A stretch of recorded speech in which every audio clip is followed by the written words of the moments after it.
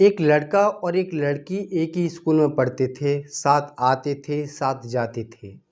लड़का लड़की से मोहब्बत करता था, लड़की भी उस लड़के से मोहब्बत करती थी, लेकिन अपने दिल की बात एक दूसरे से कह नहीं पाते थे। एक दिन स्कूल से जब छुट्टी होती है, तब वो घर की तरफ जा रहे होते हैं, तभी तेज़ बारिश आ जाती है। जैसे ही तेज़ बारिश आती है, वो भागकर एक पेड़ के नीचे छुप जाते हैं। पेड़ बहुत ज़्यादा घना था, इसलिए वो लड़की तो उसकी पेड़ में दब जाती है और लड़का थोड़ा-सा हट जाता है। लगातार बारिश हो रही थी, लड़का बहुत बचने की कोशिश करता है, लेकिन बच नहीं पाता है। फिर वो भागकर लड़की के करीब आ जाता है और जैसे ही लड़की के करीब आता है, वो अपने जज़्बातों पर काबू नहीं पाता और लड़की से अपने दिल की बात कह देता है। लड़की भी अपने दिल की बात उस लड़के से कह देती है और यहीं से दोनों का प्यार परवान चढ़ जाता है और यहीं से प्यार की शुरुआत हो जाती है। समय बीतता चला जाता है, फिर एक दिन ऐसा आता है कि लड़की को अपनी जान की कीमत चुकानी पड़ती है। सुनाते हैं साथियों पूरी कहानी विस्तार से, तब तक वीडियो को लास्ट तक देखते रहिए और चैनल पर नए हैं तो चैनल को सब्सक्राइब कर लीजिए, बेल आइकन प्रेस कर लीजिए। आदाब, नमस्कार, सत श्री अकाल। आप देख रहे हैं देश राय हम सफ़र। साथियों, जो सच्ची कहानी आपको सुनाने जा रहे हैं, यह सच्ची कहानी आपके दिल को छू लेने वाली है। साथियों, एक लड़की होती है जिसका नाम खुशबू होता है। खुशबू दिखने में बहुत ज़्यादा खूबसूरत होती है। खूबसूरत होने के साथ साथ ईमानदार भी होती है। जब स्कूल में जाती है तो सिर्फ़ अपने काम से काम रखती थी, किसी से फालतू बिल्कुल भी नहीं बोलती थी। उसी क्लास में एक लड़का और होता है जिसका नाम रोहन होता है। रोहन खुशबू से बहुत ज़्यादा मोहब्बत करता था, लेकिन अपनी दिल की बात खुलकर उससे नहीं कह पाता था, वो डरता था उससे। खुशबू रोहन से छोटे-मोटे काम करा लेती थी, इसके बदले रोहन को मुस्कुराकर थैंक यू बोल देती थी। रोहन थैंक यू सुनता था तो बहुत ज़्यादा खुश हो जाता था, बहुत ज़्यादा हैप्पी हो जाता था। ऐसे ही समय बीतता चला जाता है। एक दिन ऐसा आता है कि वो लड़का और लड़की दोनों लोग स्कूल आते हैं और स्कूल आने के बाद दोनों लोग पढ़ते हैं और जैसे ही छुट्टी होती है, तभी दोनों लोग वहाँ से निकल जाते हैं। रास्ते में पहुँचते हैं तभी तेज़ बारिश आ जाती है। जब बारिश आती है तो दोनों लोग करीब में एक पेड़ होता है, उस पेड़ के नीचे छुपने की कोशिश करते हैं।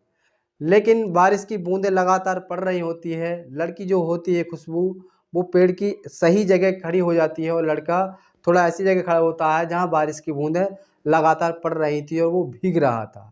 फिर खुशबू रोहन को अपने पास बुलाती है और जैसे ही रोहन खुशबू के पास जाता है, तो अपने जज़्बातों को वो काबू नहीं कर पाता और अपने दिल की बात खुशबू से कह देता है। खुशबू भी अपने दिल की बात रोहन से कह देती है और दोनों का यहीं से प्यार परवान चढ़ जाता है। अब वो जब कभी भी आते थे तो उसी पेड़ के नीचे बैठते थे, उसी पेड़ के नीचे बैठ के बातचीत करते थे।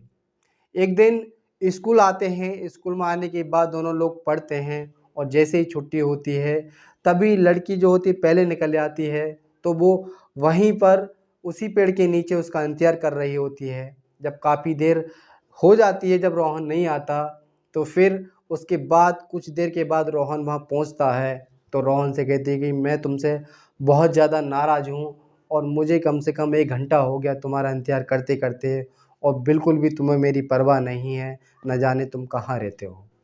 तो लड़का कहता है, रोहन कहता है लड़की खुशबू से कि जानू तुम बेकार में टेंशन करती हो, मैं तो तुम्हारे दिल के करीब रहता हूँ, चाहो तो अपने दिल में झाँक कर देख लो। जब इस तरह की बात रोहन खुशबू से कहता है, तो खुशबू अपना सारा गुस्सा भुला देती है और उसके गले लग जाती है। गले लगने के बाद वो कहती है कि जानू हम दोनों अब जुदा नहीं होंगे और जुदा नहीं होंगे तो दोनों लोग साथ क्यों ना शादी कर लें। तो वो कहता है कि चलो अब मैं अपने माता पिताजी से बात करके देखता हूँ, अगर मेरे माता पिताजी मान जाते हैं तो हम दोनों लोग शादी कर लेंगे। फिर दोनों लोग अपने अपने रास्ते हो जाते हैं। घर जाने के बाद फिर अगला दिन आता है। अगला दिन जब होता है तो वो खुशबू जो होती है वो उसी पेड़ के नीचे बैठकर उसका इंतज़ार कर रही होती है। खुशबू पेड़ के सहारे बैठ जाती है और रोहन जो होता है, रोहन उसके पैर पर सिर रखकर सो जाता है। सोने के साथ-साथ दोनों लोग बातचीत करते रहते हैं। बातचीत करते करते शाम हो जाती है, फिर अपने घर चले जाते हैं। फिर अगला दिन होता है। अगला दिन जब होता है तो रोहन का मुंह लटका हुआ होता है। दोनों लोग उसी पेड़ के नीचे मिलते हैं। तो खुशबू जो होती पूछती है कि क्या बात हो गई जानू, और तुम इस तरह से मुंह क्यों लटका लिया है तुमने।